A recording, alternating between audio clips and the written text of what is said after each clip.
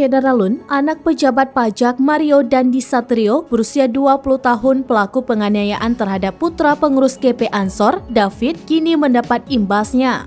Usai menganiaya David hingga koma, akhirnya Mario Dandi dikeluarkan dari kampusnya di Universitas Prasetya Mulia.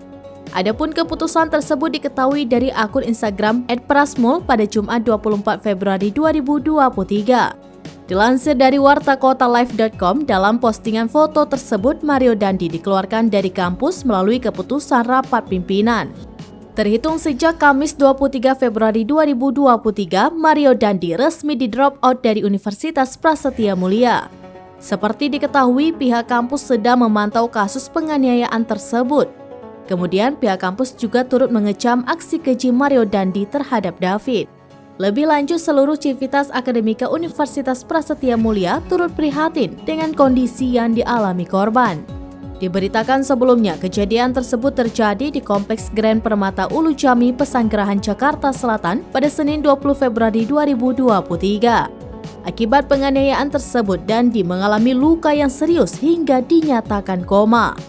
Sehingga atas perbuatan yang dilakukannya, Mario Dandi telah ditetapkan menjadi tersangka dan langsung ditahan polisi.